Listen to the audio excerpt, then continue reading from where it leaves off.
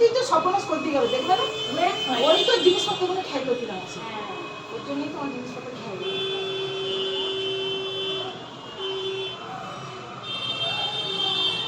এইগুলো আমি জানি আমার যতই কষ্ট হোক না কেন আমার কেউ কিছু নিতে পারে ওরা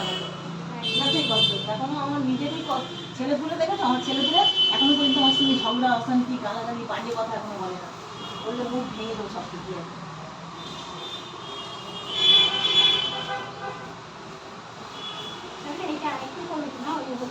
বাবা জানো না তো না বাচ্চা কাচ্চা হয় না, বাচ্চা কাচ্চা হয় না আমার এমন করলো সবাই ভাজা করছি কটরি আলু ভাজা করেছি। ও খুবই খারাপ, আমি ভালো রকমই জানি না, আমার ছেলেগুলো দেখবে না এ বাড়িতে কে দেখবে, সেইটাই মা দিদিরা আমার সঙ্গে এরকম বেইমানি করলো, আমার মা পরের ছেলে বেইমানি করে না।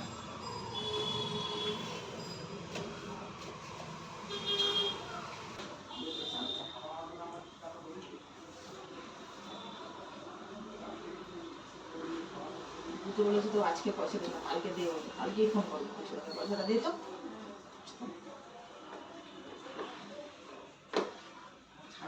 টাকা পাই, টাকা দেয়নি দিয়েছে তাহলে আবার বাকি রেখেছে কেন? 6,000 টাকা চেয়েছিল, হ্যাঁ ও আমাকে দিয়েছে 2,500 টাকা, ঠিক আছে, হ্যাঁ আর বলছে এই চালু ভাড়াটা দিলে মাসেই আমি দিয়ে দেবো তোমাকে, যে টাকাটা পেয়েছিল রং টং কিনেছি তো, দিদি এখন হিসেব টিসেব করিনি,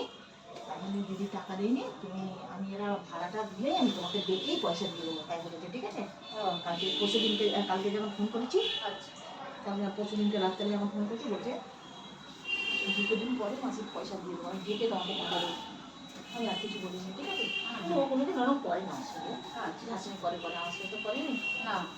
ওর যতবার কাজ করছি সমস্ত ক্যাশ ক্যাশ টাকা দিচ্ছে, হ্যাঁ 10,000 টাকার কাজ ওইটা হ্যাঁ 6,000 টাকা দিয়ে করি, যেখানে সিলিং মতো তো করিনি না, হ্যাঁ হ্যাঁ ওই জন্যই কম পয়সা সিলিং মতো করে 10,000 টাকা দিয়ে দিই।